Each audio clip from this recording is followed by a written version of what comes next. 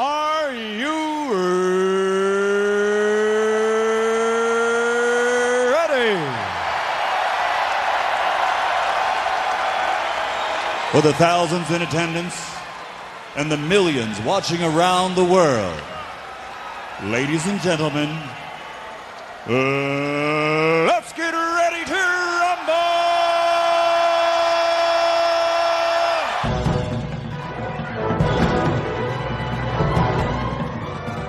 Hello and welcome to episode 163 of the Filmmakers podcast.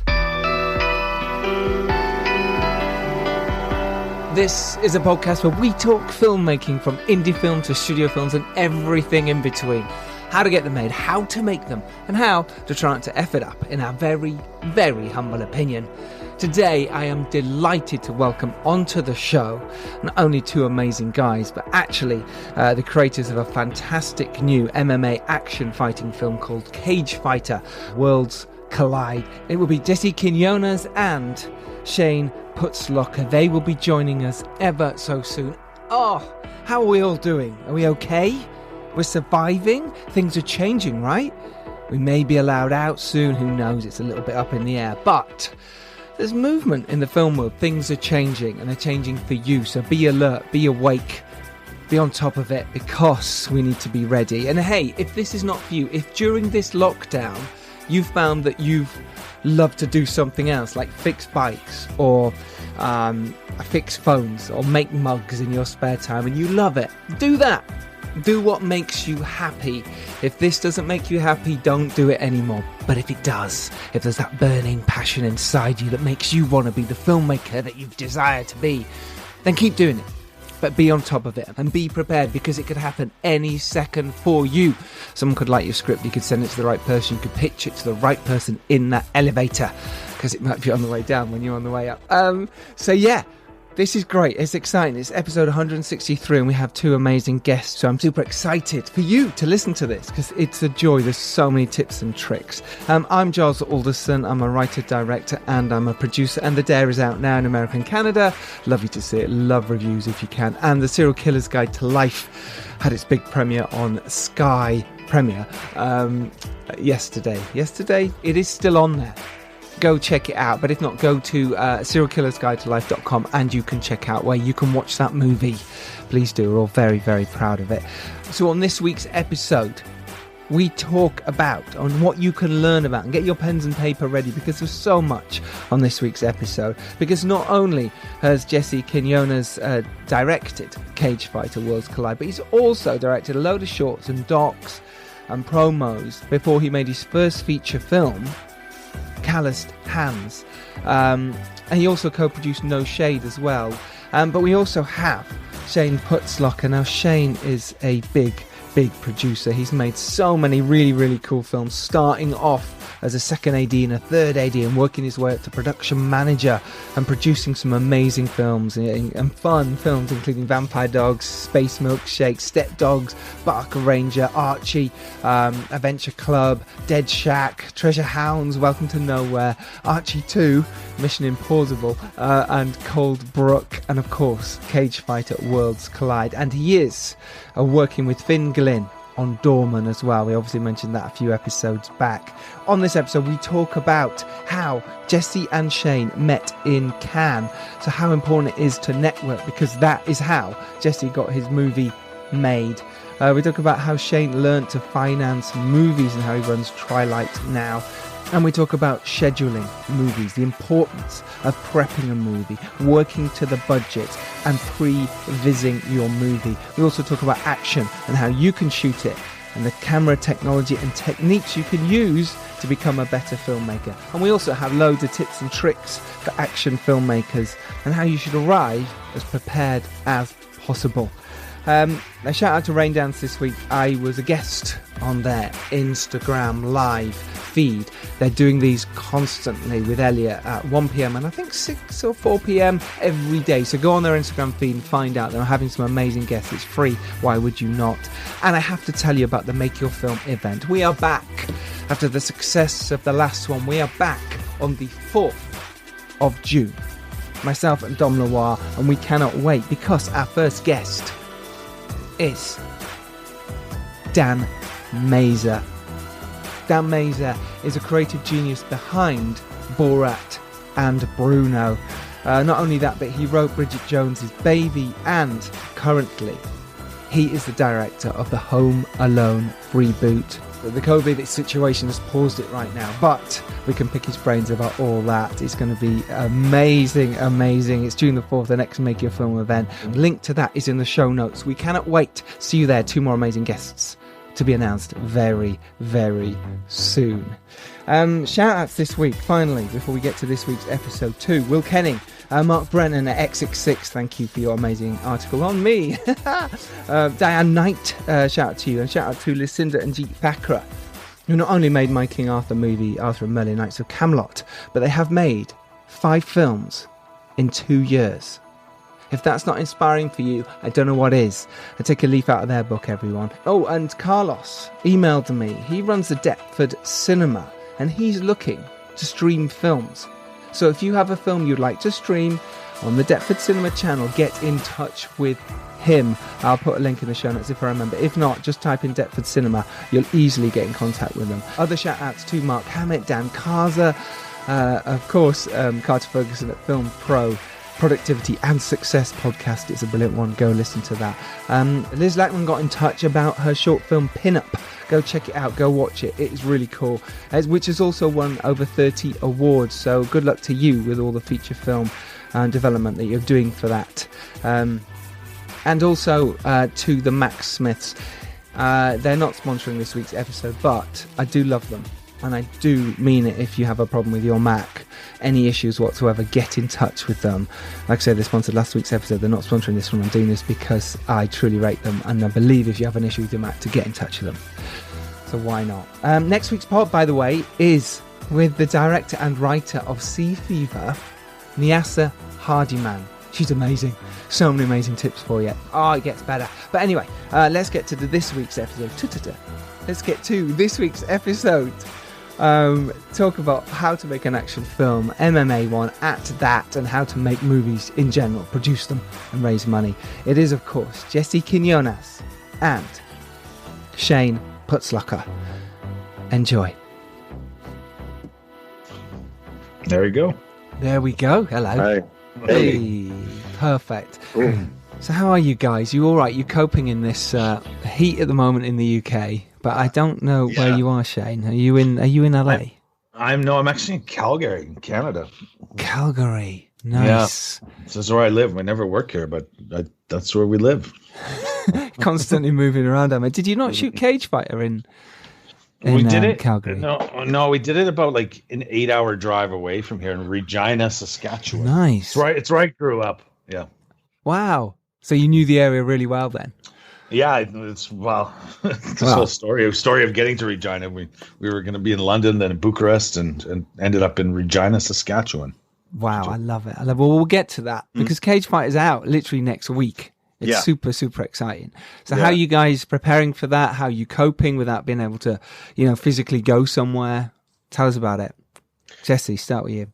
Well, yeah, I mean, it's definitely missing my training. I usually do regular jiu-jitsu and that's like a kind of a big routine for me. So missing that, obviously now taking up jogging, which it's kind of boring, but it's to be honest, it doesn't quite feel like lockdown. I think because we've had a project that we've been working on, we're still even now, finishing the sound mix and everything else. It aside from the fact that we can't, get out into the world physically. We've just been, especially, Shayne and myself, just been head down finishing this movie, Yeah. I mean, hang on, you're still working on sound, but yet it's coming out in literally a week and a bit's time. I love it. Wait, this is brilliant drama. Freaking yourselves out. You've just freaked me out. Brilliant. How come it's so last minute? Tell us about that, because that's frightening, right? Well, I'll let Shayne answer that. Oh, thanks. I think just backing up quickly, like the whole self-quarantining thing, I haven't even been able to enjoy, not being able to do anything yet because, this movie is coming out technically, 5 months early. Not to say that it was going to be 5 months rush to get done, but but we're sitting here, and I think the hardest part was not being able to sit into a suite for your final color and sound mix, and doing it remotely is always, this is our first time doing this. So I haven't even, personally, I haven't had time to enjoy anything. I know my family's like, where are you all the time? I'm like, shut up, I'm working, because I'm trying to finish this movie. But so it's been constant. We get new cuts, whether it's picture or sound, and Jesse and I'll get on a call and we'll go through notes and we send them back, and then you wait a day and you're dealing with something else, whether it be the additional footage we're putting out for fight, or the trailers, and then we get the file back and we're still working. So we're very close. Everyone's the cast has been promoting this film, and they haven't even had a chance to see it.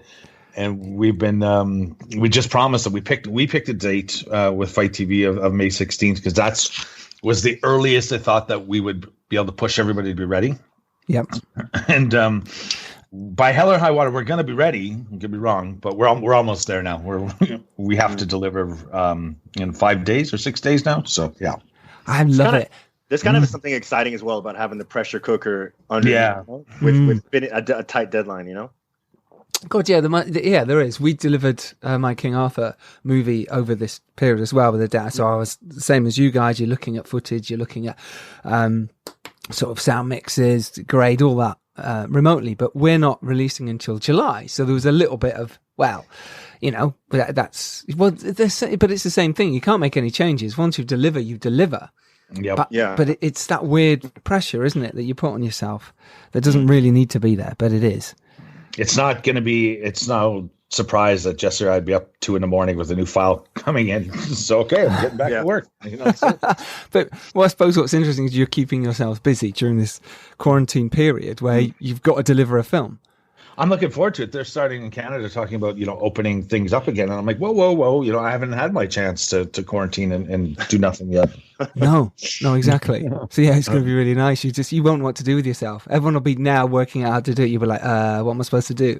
Exactly. Yeah, nothing. It's super exciting. I can't wait to get in to talk about Cagefighter. I'm really looking forward to it. And we'll be mentioning this throughout, but it's May 16th. So it's a Saturday. The 16th. Next Saturday. Yeah. There we go. So it's that next Saturday. Brilliant. All right. Well, look, it sounds like at least you're keeping yourselves busy. So let's jump back a little bit. Let's talk about how you even got to Cagefighter, how it even came into the world of you guys making this. So Jesse, let's start with you jumping back quite a bit, because Shayne, you've got so many credits. I'm looking forward to jumping into that and your journey as a producer and getting involved in Cagefighter. But first of all, Jesse, talk to me about your journey, because you started making ads and promos and documentaries before you moved into your first feature. How did it start for you? So I graduated in 2006 from London Metropolitan University. Nice. Kind of was making short films while as a student, and then right out the gates, I kind of set up my own, still operational to this day. And just congratulations. It's not easy. I know it's something, a little bit of a tribute to my grandfather, Solomon Wilson. So it's a little bit of a family thing there. But it's nice. I making short films and documentaries, I think really trying to cut my teeth on documentaries, especially because they're easier to get made. They don't cost as much money. They don't need as many crew. And so that was a great way to just sort of earn my stripes. And then I made my first feature film in 2013, Calloused Hands, which was autobiographical, and was that kind of pouring your heart into that first feature, which a lot of us do, very personal. And that definitely was my true film school. That was a micro budget film for $250,000, shot in 18 days in Miami. We had no money, no time, and I had to make the most of it. And it was to learn how to tell the story over 90 minutes. And we had an amazing actor in that, Andre Royo, who a lot of people might know from The Wire. He played Bubbles in The Wire. And then while I was editing Calloused Hands back in 2014, I was starting the treatment for Cagefighter.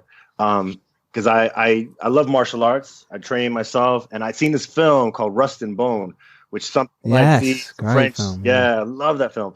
And I remember I saw it in the cinema, and I was like, the UK needs a film like this, and took me years to get the script right and, kind of put it together. And then I met Shayne and his other producing partner, Sarah Shaq, in 2000, like about a year and a half ago, and in Cannes, presented the project to them.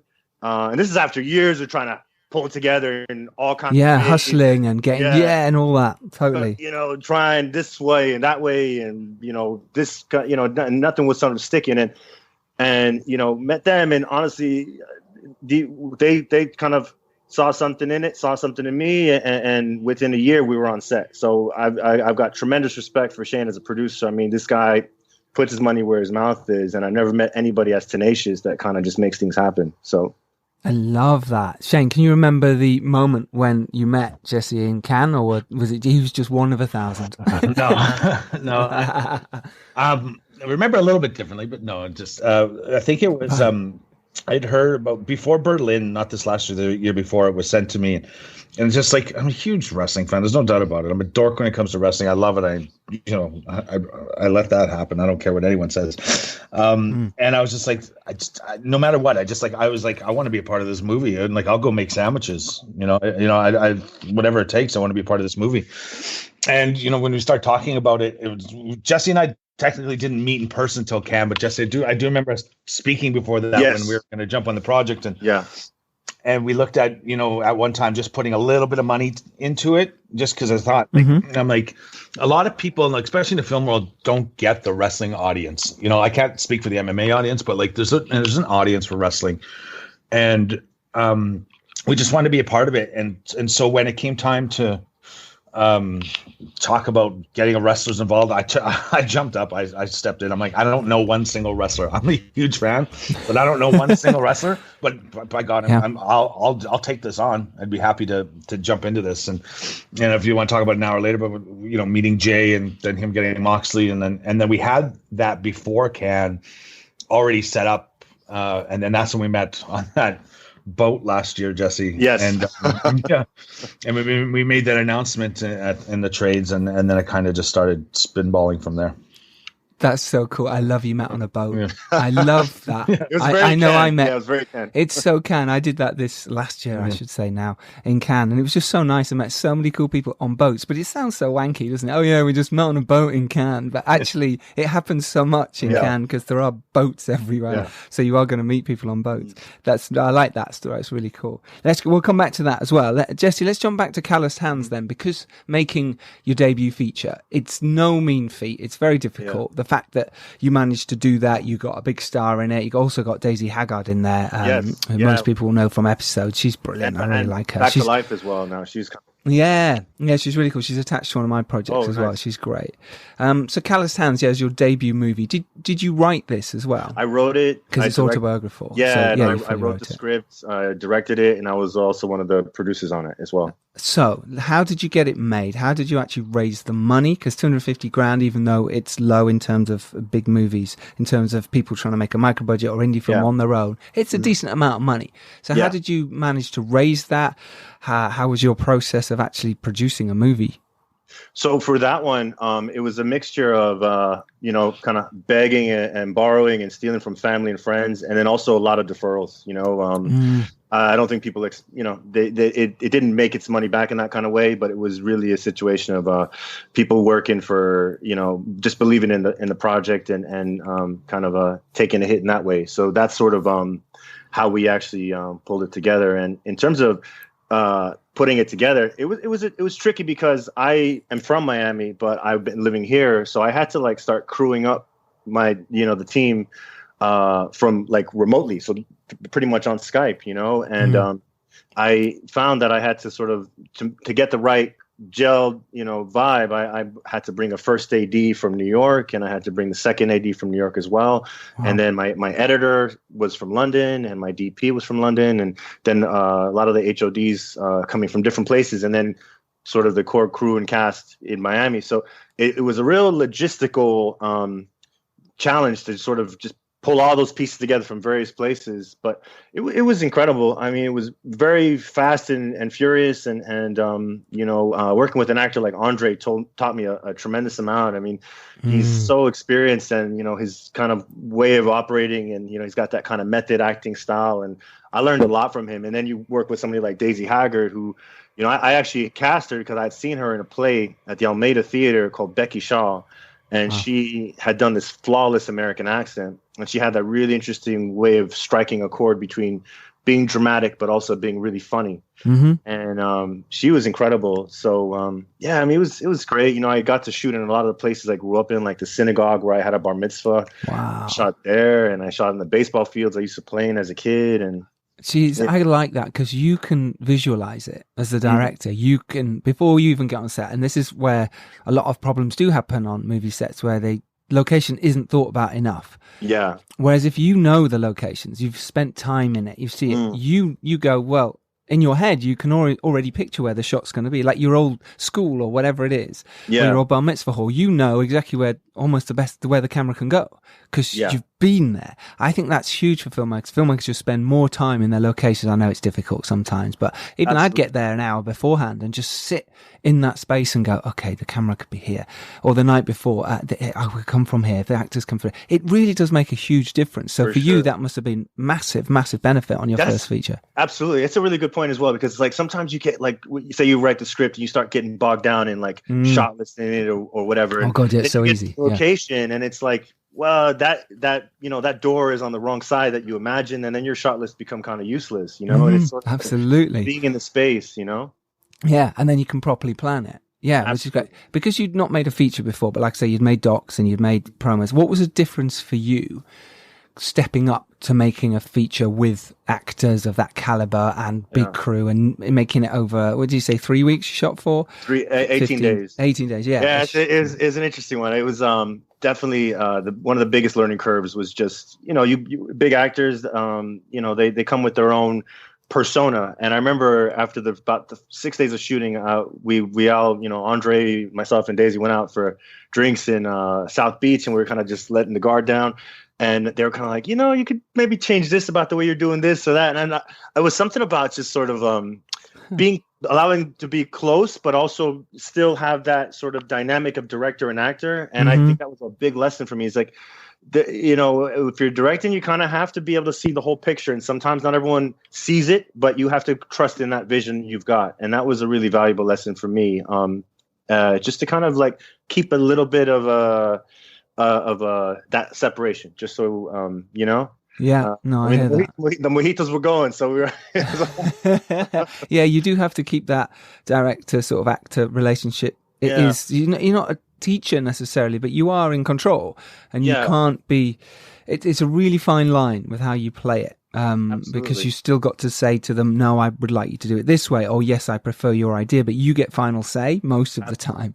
So you can't be, hey, let's just throw this in the wind and let's have, you still have to carry, you have to carry it, I think. And I mean, the cool thing was both of them were so good at improv that we really kind of played with that. And that was a really fun experience to just let them, give them a framework to work with. Yeah, no, I can imagine. And Shayne, what about you for your sort of debut when you first started out? From what I can tell, you were a location manager for a while. You did some second ADing, and you sort of worked your way up, production manager into producer. Your journey then, how did you, because now you're producing movies and you're doing it, full time.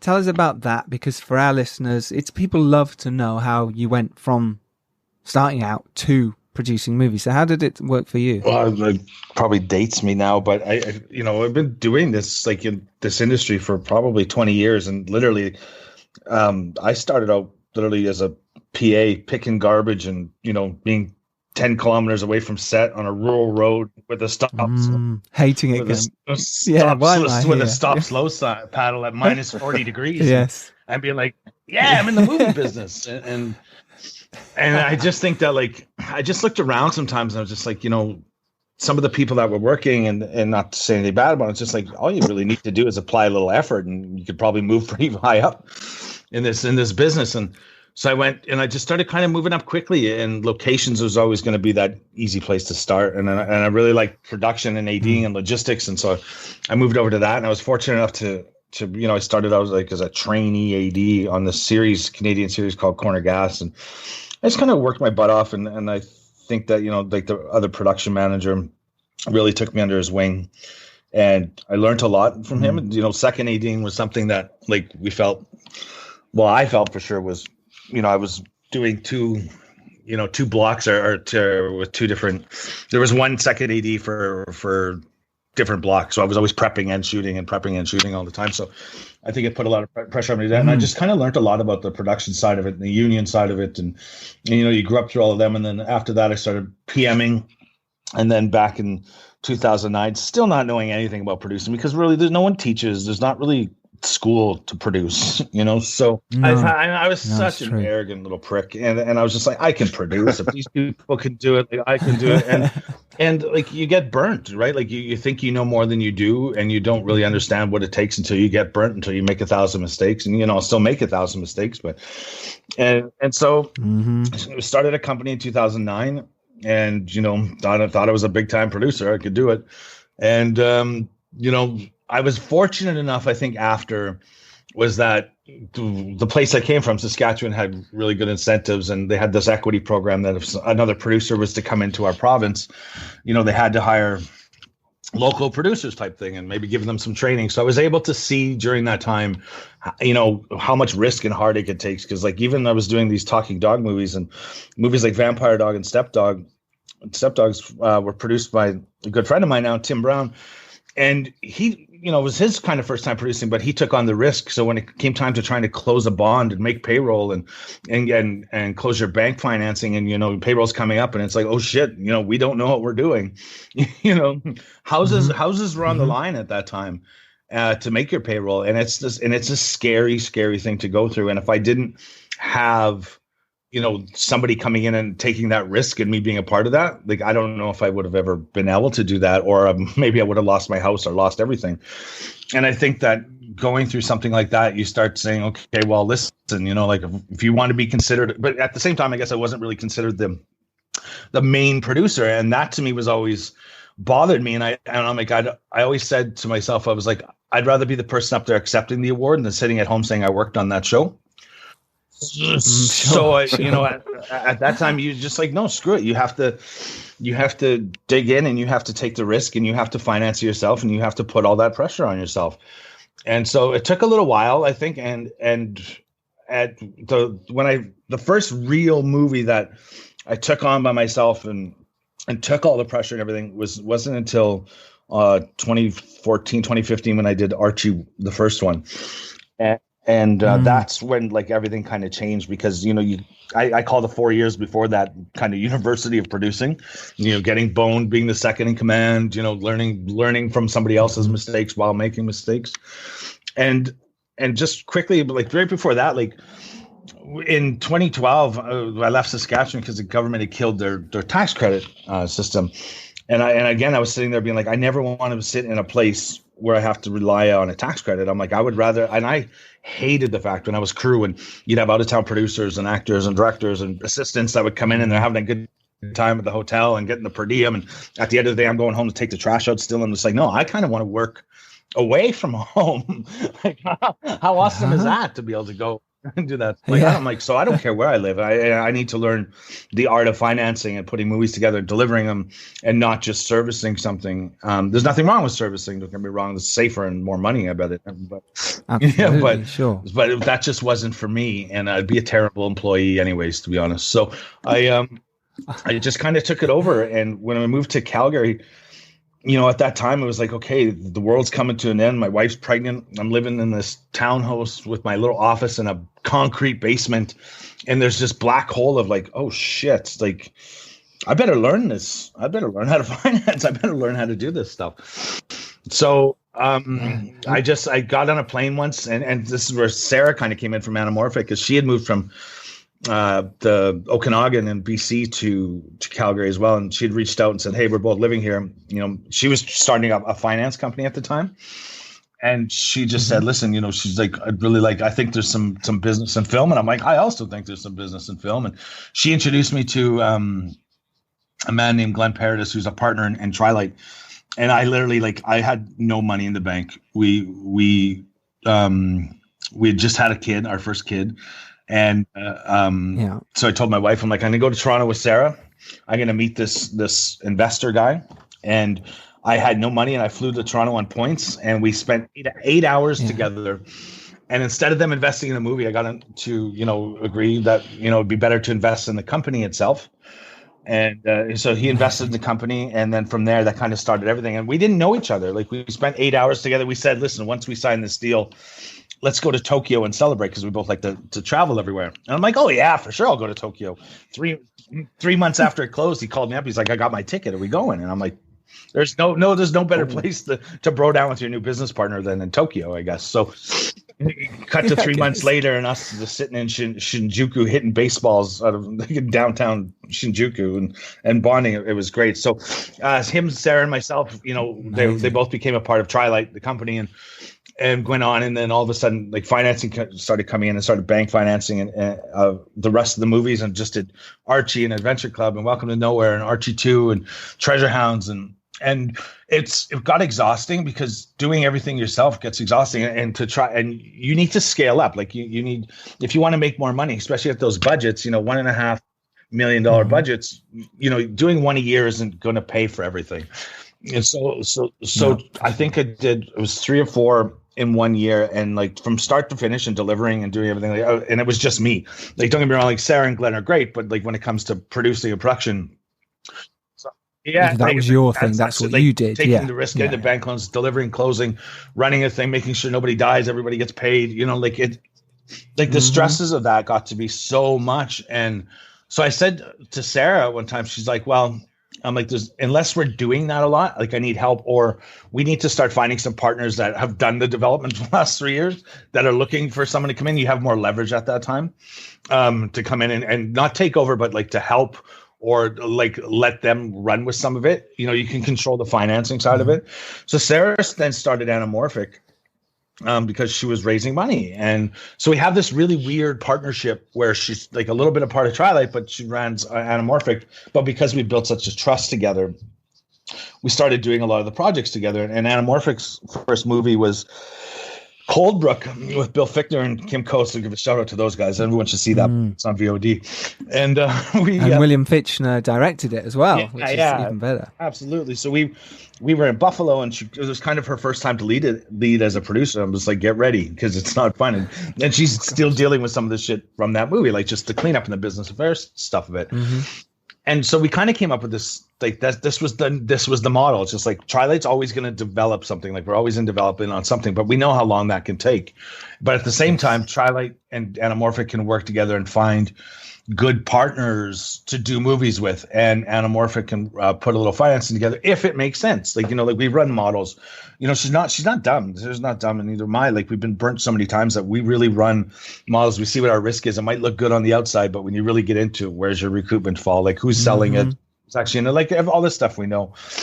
And you know, it was funny enough is that Doorman came up because I knew the producer really well, because he was selling our stuff. And I know, you know, Finn Glynn, and he was also on that. And Finn has obviously been on the podcast, not recently, actually. I listened to that. I like Finn a lot. Finn's great, yeah.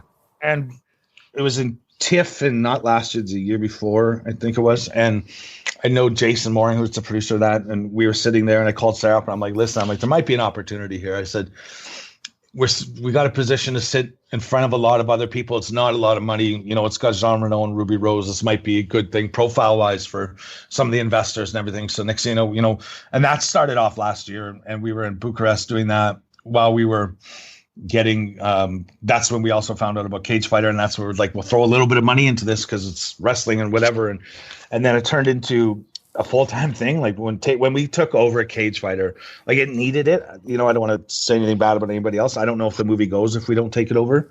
And there's we can get into, me and Jesse talk about getting this movie made was a 12-round fight just in itself.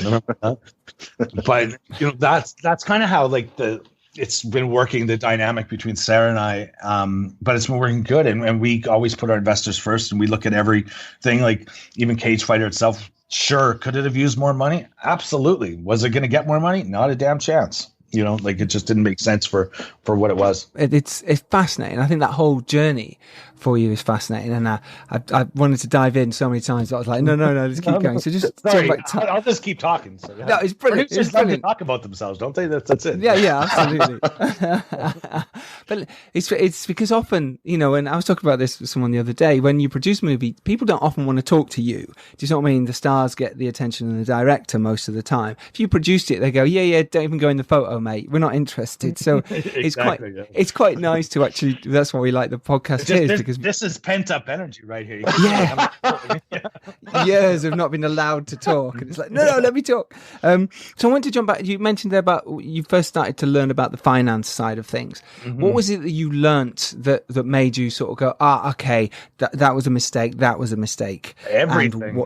Everything. Yeah. I don't know where to put it. I think one of the things that you really have to learn as a filmmaker, or producer, or anything is that nobody gives a shit about your movie. You know, at the beginning, you know what I mean? Like everybody's got content, everybody's got something, and you can't compare your movie to other movies like that, because there's so many other facts that go along with, like how much marketing was in it, what time, you know, what was the market like at that time, who had connections at that time, who was selling it at that time. Mm-hmm.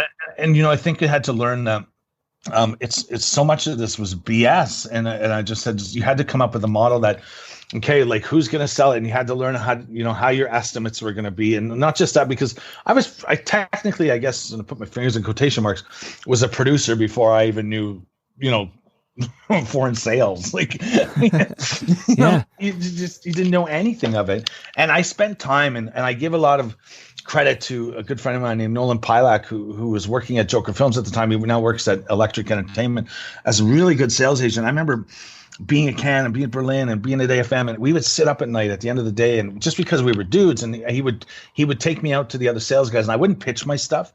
I'd just sit there and listen, and then I would, at the end of the night, I'd ask questions. I'm like, okay, so if you have a buyer in the Middle East, and like as a content, and like different buyers for different places, and I just took it all in like a sponge, and I learned so much about how to value your project, and how to, like, what kind of stars to put in. And just because you think you're going to get an actor, you know, you'll start out with Kate Beckinsale, and you'll end up with, you know, some no name, because like actors, how it is. Yeah.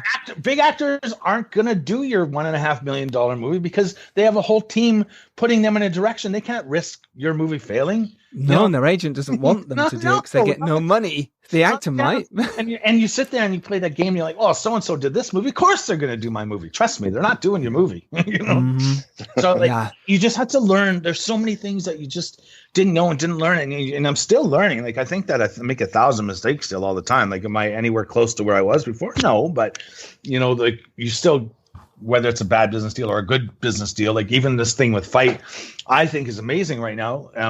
You know, there's no model for how this was working before this pay-per-view thing. And it's just like, well, screw it. Doing something is better than doing nothing, and trying to do everything you can for your investors, I don't think is a bad thing.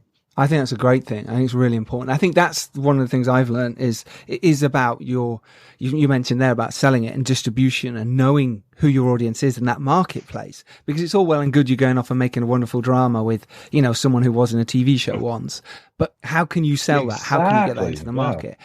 So what do you do? Do you then, so you'll get a project in, you will look at it, you go, well, we like this, we like the director, we like the area it's going in.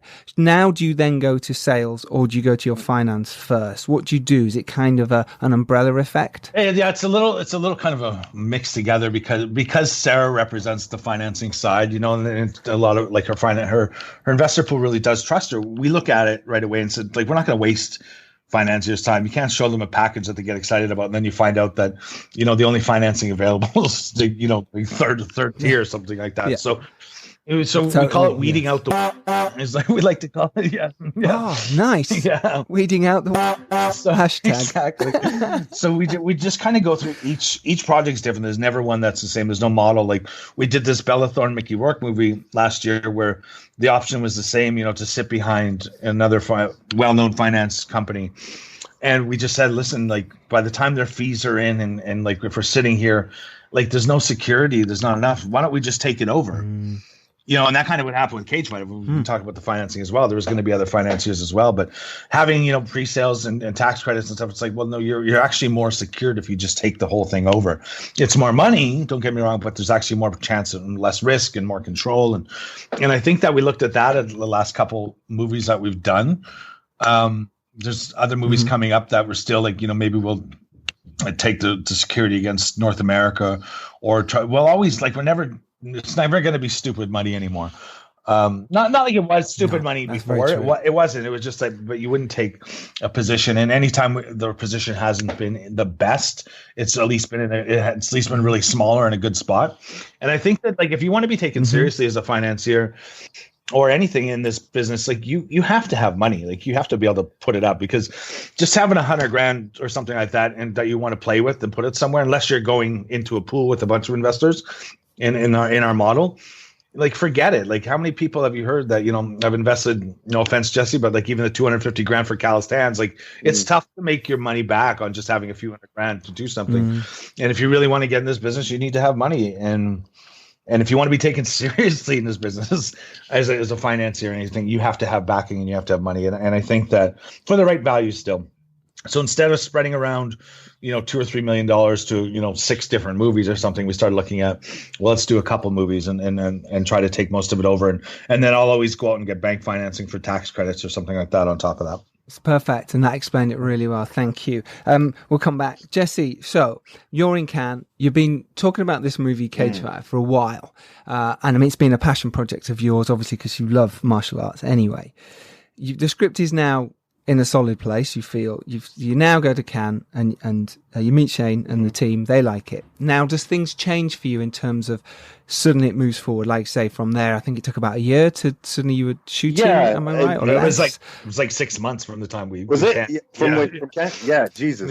And that's quick, here's the thing. It was like we met in Cannes and it was like, let's do this. And I mean, there's so many little things that happen in between, but we were at one point going to do it in London. Yeah, because you're based in London. This is interesting for our listeners. Obviously, you don't sound English at all. I'm from Miami. You are from Miami. I've been living in London for 20 years. Okay, I love Miami. I was there for the Popcorn Frights Film Festival with the Dare recently, and I had such a brilliant time in Miami. It was so cool. But you live in London. You live here in London. I live in London, but I have not figured out how to make a movie here yet, to be honest. You know, so every time I end up putting one together, it ends up going abroad. You know, and do you know that I think that's interesting, and it's something that's being said about our industry at the moment. I feel in the UK is that you can go make a movie for up to, like I say, 250 maybe, and you can sort of go do it yourself. But anything above, it suddenly becomes almost a working title movie. It becomes a very different picture. It's doable, but you're right. There seems to be easier opportunities elsewhere, and I think a lot of filmmakers are looking at that. So you did right to do that. It was the best thing you did. Yeah, essentially. I think it's the only way I could get it made. And then, you know, we did definitely look at London, but that didn't work. And then Shayne, you know, had just done his movie Doorman in Bucharest, so then that became, you know, an option. But then it kind of moved to Regina, Saskatchewan. And to be honest, having shot there now, I think that was probably the best place to make the movie. You know, getting the best bang for your buck, and you know, just the facilities we had there were incredible. Yeah. You know? Okay. So now you've got that 6 month period where you're going, oh my God, is this movie actually happening? Talk us through that process, how you felt. Because it's a wonderful feeling when someone wants your movie and you think you might be making it, but at the same time you think any minute now or might just fall apart. Totally. I mean, until we were, you know, on the first day of shooting, you know, you're always in the back of your mind thinking something's gonna fall apart, you know. And but you know, for me, I was just trying to hold my nerve and do all of the steps that needed to be happening in the build-up. You know, it's a fight movie. There's 4 big fights. So one of the big things was, you know, choreographing the fights, you know, and I worked with our fight choreographer, who was also our lead actor, Alex Montagnani, and we basically pre-viz each fight. Then we broke it down into beats, and then I storyboarded the hell out of it, which I was obsessed with. You know, Shayne was teasing me during the shoot because I was just obsessed with these storyboards. But I think I was just sort of. I still haven't seen them. I still never looked. That's how much he ribbed you on them. So I need to see these. I know. But it's because it was. I think the thing was, and fear is sometimes not a bad thing. I was so afraid of just not getting the coverage, and there's so many little pieces to a fight, and it's such a full world. You have the fighters, you have the judges, you have crowd, you've got the key characters in the crowd that we want to focus on. So there's so many little bits. And I just thought, I don't want to be there, not know what I need or miss something. So I had these storyboards up, and while we were shooting, I would just be taking off one. I just thought, if I take off all these shots in my storyboard, I got the scene. Yeah. And so just really putting that together. We were also casting, and that's when, we didn't really have a casting director, so Shayne pretty much was also doing that. Reaching out to Chuck Liddell and, Brilliant. John Moxley through Jay Rizzo and Gina Gershon. So there was all these pieces that were kind of falling into place. And as we got closer and closer, it started getting really like, man, this is going to happen. And then John Moxley got injured, and all of a sudden it was like, oh shit, So yeah, it's sort of the scary part of a fight movie is that you are dealing with fighters. John Moxley's AEW champ. Every Wednesday he's like in the ring and doing death-defying stuff, and there's always that risk that one of your stars is going to get hurt. It really is. Well, why don't you? Because I'll play the trailer after you. Just give us a little pitch about what the film is about, and then we'll dive straight into it. Okay. Yeah. So Cagefighter Worlds Collide. It's a story of a fighter called Reese Gibbons, who is a 5-time champion for a fictional promotion called Legends. And, he's clean out the division. He's, on the cusp of taking over the world. And he's got, a beautiful wife and a kid that's on the way. And he's got an agent, Reggie, who's played by Elijah Baker, a great British actor. Fantastic. And he kills it in this. He's get movie deals, and the world is in the palm of his hand. And his promoter, Max Black, who's played by Gina Gershon, approaches him and says, look, for your 6th title defense, I've got something kind of exciting in store. I want you to fight this pro wrestler called Randy Stone, who's played by AEW champ John Moxley. And at first he's like, I'm not sure about that. It seems kind of a gimmick. But then he starts looking into him with his agent, Reggie, and they start realizing this guy is a legit star and there's some crossover potential here. And so they take the fight, and it ends up being the biggest fight of his life. Are you ready for a new legend? Ladies and gentlemen, you are looking at the #1 fighter on the planet. Come on, finish him.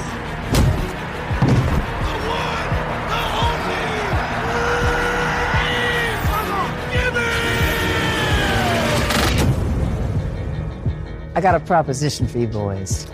I think the fans deserve something really special for the 6th title defense. Well, what have you got in mind? What are you thinking? Randy Stone. From pro wrestling? I am on a pilgrimage to scorch the earth, one broken leg at a time, until I am the last man standing. When you put 4-ounce gloves on anyone, anything could happen. How is it that this guy just walks in from pro wrestling into MMA? Purists are going to go crazy here. You don't think I belong with Cage with you? You should show some respect. Forever. I'm going to beat this man within an inch of his life. I'm the toughest man in the world. I'm going to prove that. It's you up there. Your face. Reese, can't you see what Max is trying to do? She's throwing you to the wolves. No, I'm not afraid of him. What if we lose? You got that much faith in him, huh? Max, who's running this company? You or Randy Stone? William Balzac. Are you sure this is what you want to do? Because I believe in you, Reese. Done a pretty good job without falls, wouldn't you say, Reggie?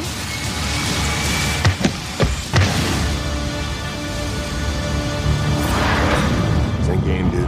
Randy, come on. This isn't scripted like the other place you came from.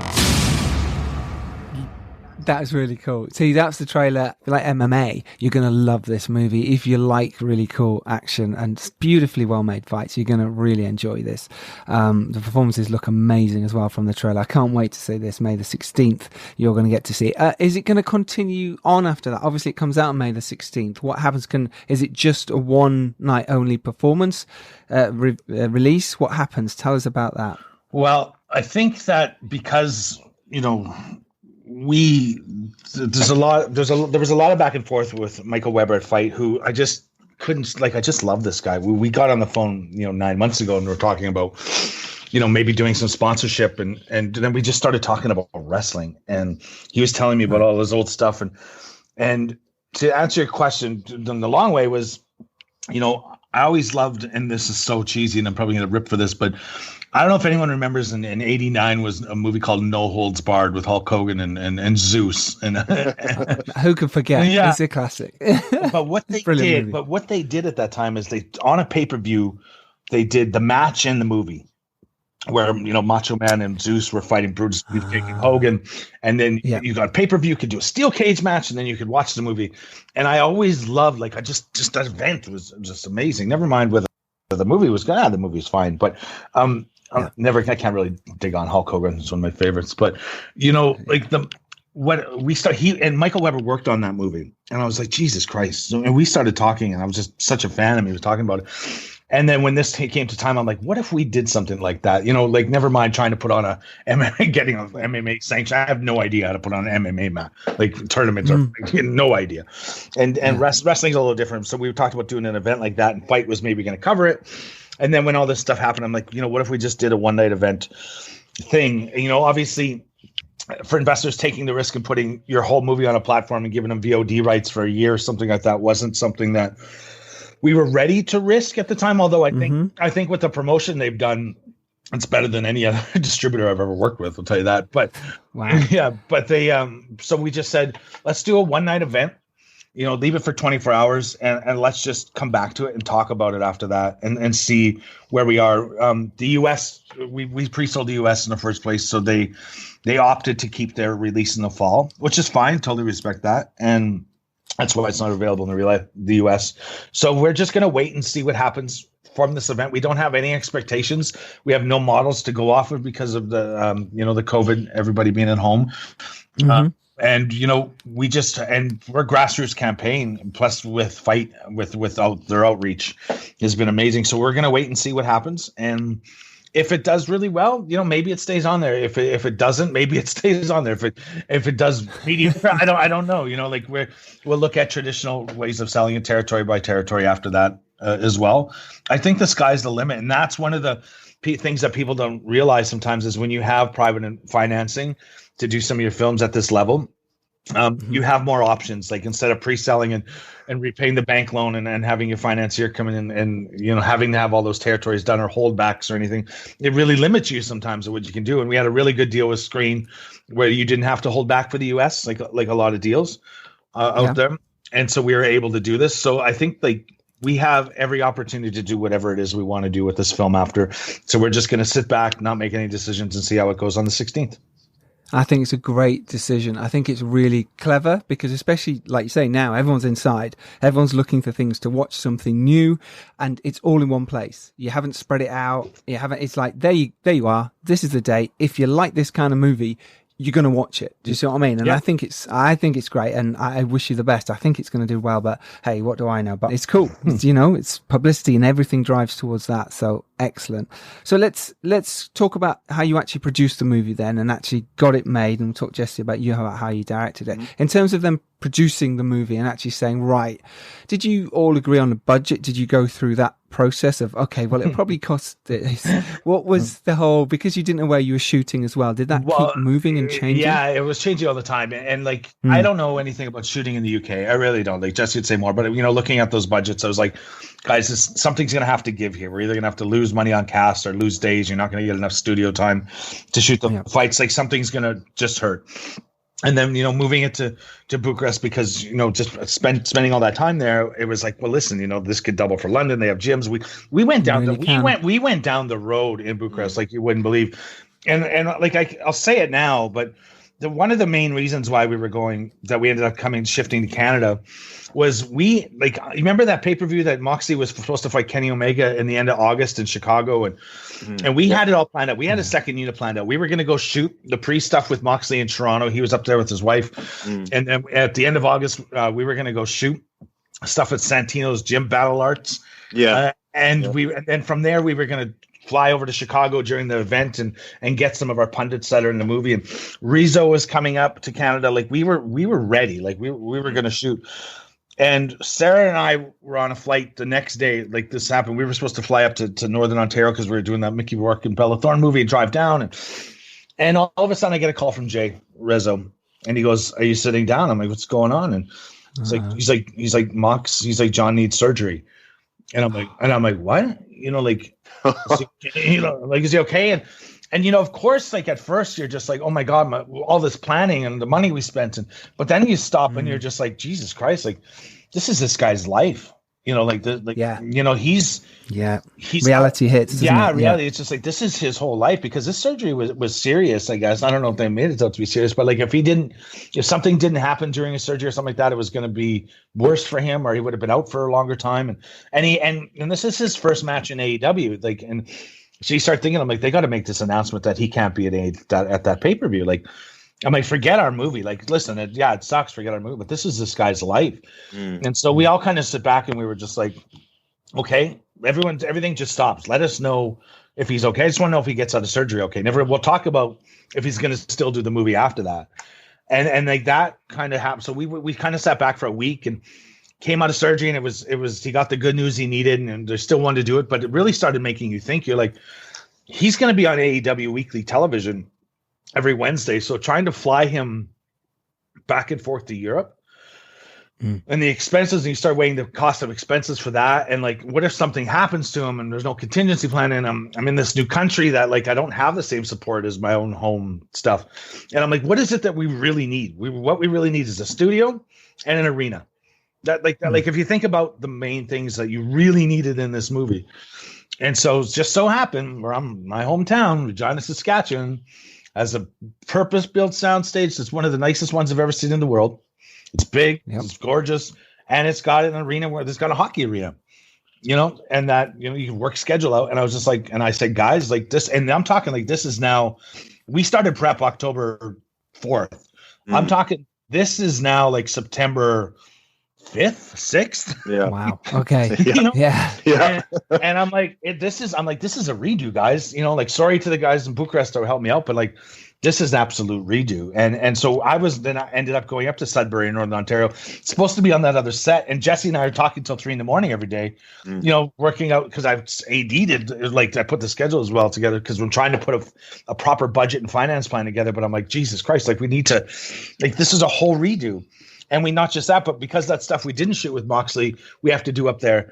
And again, this is another thing. And I don't think it's reckless. I think it's just being smart, because I was stressed about it. But having no bond on a movie like this, or no, where you didn't have to insure the actors for that. Like, there's no way this movie doesn't get made like that, because there's no way a bond's going to come in and take over or let you do this without having the insurance on your cast. And no insurer was ever going to insure Moxley, not just because of that. He'd not be with the surgery, they would have, but he had that other big event on November 9th in the middle of our shooting. It was like a barbed wire match or something. Like we had to fly him back, and he's doing the big barbed wire match. You'll see scenes in a movie, because we do have the partnership with AEW. Like, I purposely wanted some of those shots in our movie, because like that, just to remind me that the stress level of going through. I'm like that is staying in the movie. Yeah, that is staying in. The stress of that. I'm like, John. I'm like, what's really going to happen in this match of yours coming up? Jesse, we took him for dinner, and I was like, I need to sit down with him, and I need to just let him know that this stresses me out a bit. Like, and he's like, "Oh, dude, it's just Hollywood style stunts. Like, don't worry about it. Don't worry about it." I'm like, well, I'm a little worried, And so and we're all shooting at the night that he was doing that event, and he was supposed to come back, and he fights Kenny Omega in the most brutal match. Like, that will go down as one of the matches that people talk about for years. He texts me after, and he's like, "Let's make a movie, babe." And I'm just like, "Oh, I love this man. I love this man." So, brilliant. Yeah. So anyways, coming back to Regina, like it was a redo. It was a complete redo. And we had like 3.5 weeks to start from scratch. We knew the amount of money was based on the cast that we had, and we hadn't cast Chuck at this time. We lost our star at that time. So like there were so many things just pushing you for this movie to fall apart. And I think just the perseverance of willing it to stay and problem solving is, I take great pride in that. Yeah, well, you should do. It's great. So you're constantly adapting and changing and everything you'd normally do on a movie, but you were doing it. You kept moving countries and saying, right, we're moving from here to there. Making the movie was the easy part, if you ask me. Sometimes it is, isn't it? Once you're on set, there's always problems on set, but it's getting to set. Yeah, I never worried about anything because nothing on set. Even the injury to Alex, nothing on set compared to the shit and stress we went through before. There you go. And what about for you, Jesse? Then during that time, because as the director, you're kind of out of your hands a little bit, though you might have been hands on.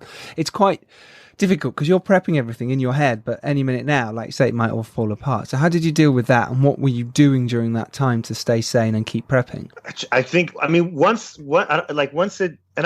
like, it's not alien to me that things change, so when it was, London or Romania, I was like, okay, and I try as best I can to stay adaptable. And I think as a filmmaker, you can't get too kind of married to one thing because things change for a whole range of reasons. So when it became Regina, it did feel like, okay, this feels like the right fit, and then Shayne was sending me, photographs of like the arenas that we would shoot in and the locker rooms. We were able to shoot in like a locker room of their, their football team there, which is like, there's no way we would have got a locker room like that in London. No way. So, no way. I mean, it'd been at like 80,000 a day or something ridiculous. So it started to feel really real. And then, as he said, we'd be up till 3 a.m. He basically first AD'd this, and he kind of would put a schedule together, and he'd be like, what do you mean? But what's happening in this scene? How many, people are you picturing? And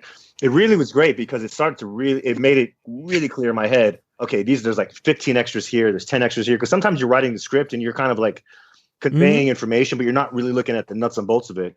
So, very true. Yeah. Until you've been on set. And you suddenly go, oh, I didn't actually put how many, or it's someone else's script. It's just not in there. But you've got to make that decision and go, oh, and when someone questions you like that, suddenly you're like, well, all right, well, let's have 15. You can always change your mind, but right, that's so that Absolutely. He can help schedule everything in, because where'd you put the extras? Where'd you put them? Like, we didn't have time, like, knowing prep's coming. It's not normally something a producer would do, obviously, but like just knowing that we were like, shit, we need to have this thing so prepped as much as possible, and like working that budget and trying to putting that balance, that financing. Because again, just because we moved to Canada didn't mean we're going to throw more money into it either. Like we were at our max of the comfort zone, and you just had to make it work. And you still, but you still don't want to take anything away from the movie so it doesn't look as good as it can. No, that's very true too. Yeah. So how did you make it look as good as it can then, Jesse? What did you do? What was your slant on this? Because from what I've seen, the fights look incredible. I'm like, wow. At first I actually was like, is that real? And that's good. I'm glad you asked that. Well, actually, I was generally like, are they just fighting? But I imagine there was a bit of that, but it was also holding back.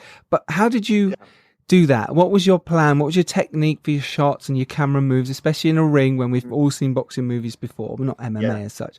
What was it'd be really interesting to hear your process and what you went through. I think, like, I love fight movies, and some have kind of pulled us off better than others. I love the Rocky films and things like that. I wanted to make the fights look as realistic as possible, and I wanted to, where an audience is looking at it, if they're MMA fans or wrestling fans are looking at it, or just people that love action films, that they 100% believe these guys are in a real fight. And kind of on a technical level, the way I strategy wise in terms of doing this was, one was, I kind of played around with the frame rate a little bit, so rather than going 24, I go 22. And then I'd have the actors go at about 70% intensity. And so that kind of that little gap made it look like they were going 100%, Great. So it just gave it a really real, cool. Yeah. And then we, the DP, we kind of play around with, shutter speed, and sometimes we give it a little smear and go 7 frames a second, things like that, just to kind of really capture the psychology of these fighters and really get inside their heads. And that was Mark Dubreski, right? That's who right. you worked with, right, on one of your first movies, I believe, Shayne. I've known Mark, for many, many years. Yeah, I'll let Jesse keep talking about it. But I was like, when Jesse was coming over to Canada, I was like, listen, it's better to have a local DP that at least has experience.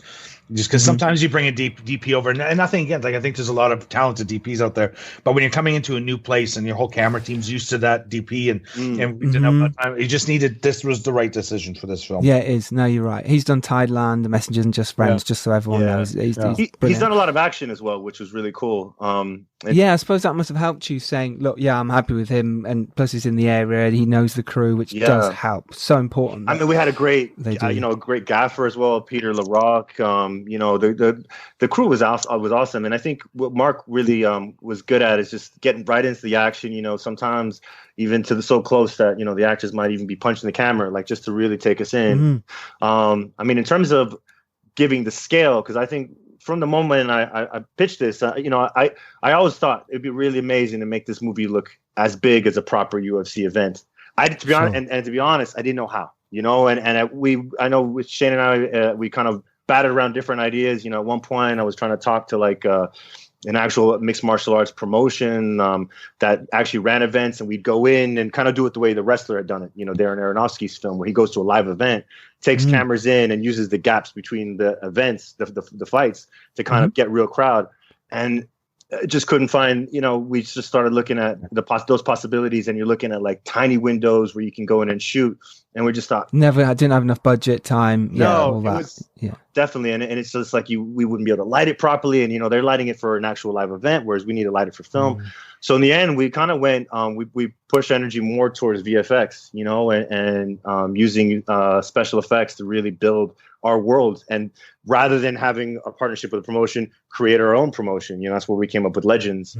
And I think doing it that way and having, the amazing soundstage in Regina, it's like we were able to have complete creative control, and from the ground up, find the right cage and we poured over every single decision, whether we wanted a circular cage versus an octagon or a hexagon, the canvas, the color of the cage material, where we wanted the seats to be, how close. I mean, everything was sort of like analyzed to death. And I think, it was really cool to kind of, in a way, just do some proper world building in that way. It was really exciting. Very exciting. So talking about the action then, so you're getting in there with the camera, and obviously you're working that through with your lead guy, Alex, who's playing Reese. Yeah. But obviously he's choreographing as well. So you, like say, you're building this for a long time, and you'd already done your previs. So now when you come to it, are you adapting in some way? You're going, well, actually, it looks better like this. And you're constantly changing and updating, right?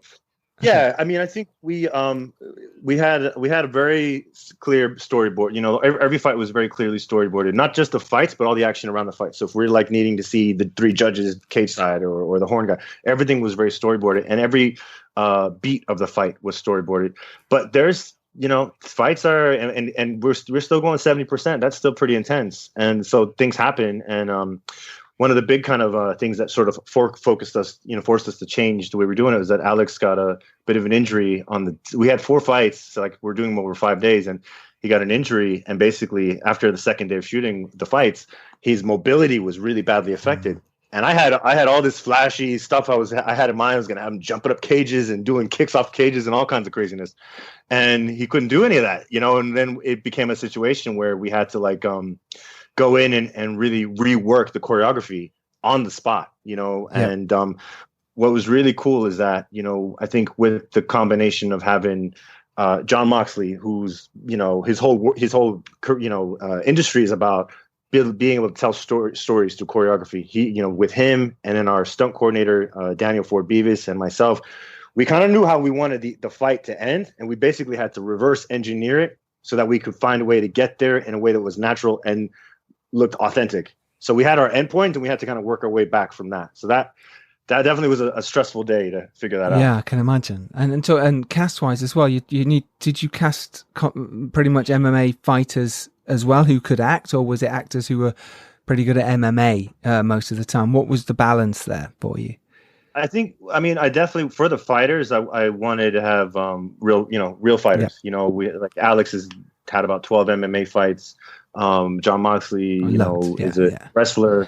Luke Rockhold is a coach who's like a former UFC champion, Chuck Liddell, UFC Hall of Famer. So, and then also we have Rob Renenbaum and Jason Trong, who are two of the other fighters in the film, and they're both martial artists. So I think, you know, it was really important to kind of have actual fighters in there that, you know, so there was no like faking a punch or anything. They legitimately know how to do it. Yeah, which makes a huge difference, right? And plus, they're used to being cameras all around. You watch any of the MMA fights, and there's like 4 or 5 cameras around, plus the big one. So they're used to a camera around. It's not like this is new. How am I going to do this? So, okay, but then so you've got your cast there, but then you've got your Gina Gershons, and you've got your acting moments, and you've got these. How did that come about, and how did you work with them when it's now you're not in the ring and you're working on the lovely emotional scenes or the backstory, you know, all this stuff with Elijah and Gina and stuff.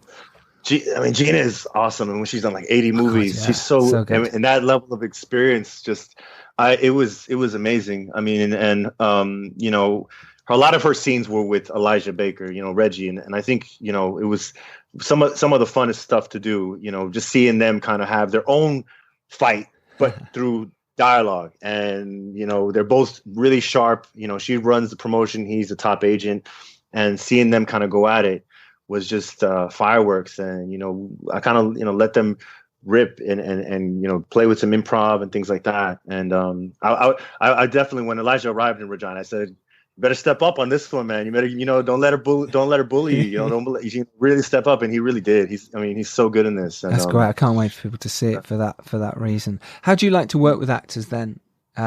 Especially when someone's taking a punch. And it's that balance of how far do they play it, because it's one thing getting punched and actually how you really react, but then it's how you react to getting fake punched and all that, and getting that balance really right between it looking real and it slightly looking fake. How did you work that with the actors? How did you do it? I mean, I try to keep it as safe as possible within what we were doing.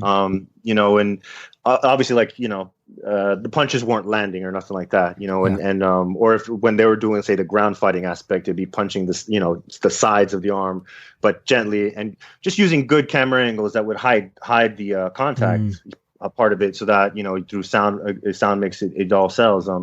So I think it was just about making sure that they had the choreography, they had the parameters really clear, but then also giving them that space with, you know, coming up with moments, which is kind of how I try to work with actors, even through just sort of a scene with dialogue, you know, that they kind of know the key points of the scene, but then I'm a big fan of improv, you know, and I think that it's not so much what the actors, the script is not so much what the actors are meant to say, it's the intention, you know, that kind of Stanislavski thing of objectives and knowing what your objective is in the scene or in a key beat in the scene. And so I kind of focus my direction more on what the objective is in the scene rather than them like nailing a line or whatever, you know. Love it. That's great. Really cool. So now you've 18 days, you shoot it. Did you get pretty much everything you needed? Was the problems on set? Obviously, there always is.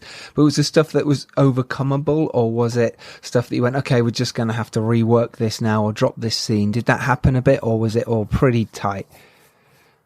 I think, Shayne, correct me if I'm wrong, I think we pretty much shot everything we were intending to. Like every scene, we didn't have to drop anything, even with the injury. I think the only things that were dropped were just because, like, again, at nighttime, like after you're done shooting, it's not just, you don't just finish and go home and go to bed and that's it. We would be up having a drink, talking about the story, talking about the script, seeing where it's going. And there's scenes where it's just like, well, the scene might not be needed, or, you know, if you change the dialogue in this other scene, you know, like that covers what we're trying to get here. So, you know, I think that those might have went, you know, just tightening up the story. It's, you know, like you obviously wish that you could, like, you hate shooting a movie when you cut and you leave a bunch of stuff in the edit room floor. You know, it's not just like, wouldn't it be great to do a movie where you actually shot everything and used everything instead of all cutting? So I think as you get more experience in every movie, you try to look at that. So, you know, I don't think we didn't have to cut anything because of time. We cut it because of more story. The only thing that with time was probably working around Alex's injury. Right. There you go. Well, that says that you guys are brilliant scheduling and putting everything together. It's great. So it sounds like it was a successful production. So well done, man. Really good. And obviously we've talked about how you're distributing it now, which is really exciting. So what about some tips and advice then for people to go out there and make an action film? What could you give us? Jesse, let's start with you. For action, I would say that having done this now, because I've done, some fight scenes, but never on this scale, and never like, I mean, there's about a third of the movie is action packed, and lessons that I could pass on is one, come as prepared as possible. I really like the process of kind of doing previs, and like using beats or bullet points or whatever that kind of just give you the key points you want, because fighting is like its own language, and there's still a dramatic arc in a fight.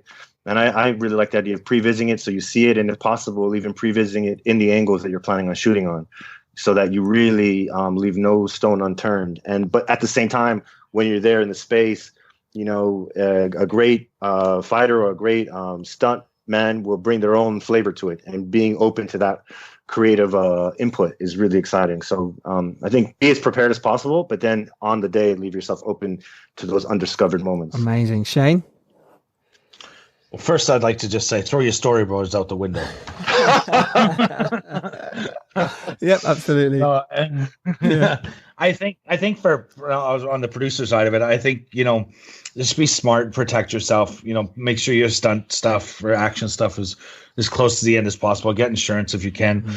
Even if you make sure you just cover your butt. Make sure you have your stunt guys and you follow all the rules. And accidents happen.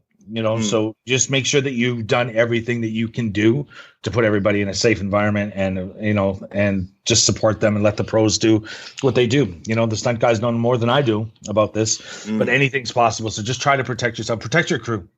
Great advice. Thank you. So where can people follow this movie and yourselves? There is a Twitter, isn't there, for Cagefighter? Yeah. So on Twitter, it's at Cagefighter Movie. On Instagram, same thing, at Cagefighter Movie. Sorry, on Twitter, it's at Cagefighter MOV. So Cagefighter MOV. Yeah, not enough characters. Yeah, exactly. On Instagram, it's at Cagefighter Movie, and then the same thing on Facebook, at Cagefighter Movie. And people can follow me at Jesse Quinones 81. Amazing. Shayne, where can people follow you? They just, look, Trilight's more than me. So TRILIGHT at Trilight, or at Trilight ENT for Ent on Twitter. Trilight on Facebook. Give us a follow. Give us a shout. Anytime anybody wants to reach out, happy to chat. That's brilliant. Boys, this has been fantastic. Thank you so much. The movie Cagefighter is out. I suppose you could give it its full title, which would be Cagefighter Worlds Collide, right? Do you give it that full title, or is it just Cagefighter? Yeah. Cagefighter Worlds Collide. There you go. Yeah. Cagefighter Worlds Collide is out this Saturday, May the 16th on Fight TV. Where can they go to find that, by the way? So it would be fighttv.com. What's the actual? Fight.tv. Fight.tv. Right? There you go. Fight.tv. Yeah. And you can just search Cagefighter-Worlds-Collide. You'll probably find it with Cagefighter. Hopefully it's the first thing that comes up. Live stream. What time does it start? 7 p.m. UK time. Is that right? 7 p.m. UK time, 7 p.m. Melbourne for people out on the oceanic side, and 7 p.m. Eastern, Toronto, New York. It's not the States. 7 p.m. in North America, South America. And there will be a post-screening Q&A with cast and myself and that kind of thing, so people can ask questions to the cast and all that kind of stuff. Sounds brilliant. I'll be there next Saturday, May the 16th, 7 p.m. And remember, you can follow me at Giles Alderson or the podcast at Filmmakers Pod. And if you do want to come on, then do get in touch, thefilmmakerspodcast@gmail.com. And if you are lucky enough to rise up and do well, it is your duty to send the elevator back down. Till next Tuesday, take care, everyone. Bye, boys. Thank you so much. Thank you, man. Thank you, Joss. And I really appreciate this. It was really good fun talking. Yeah, really good fun. I love it a lot. Take care, everyone. Bye. Bye.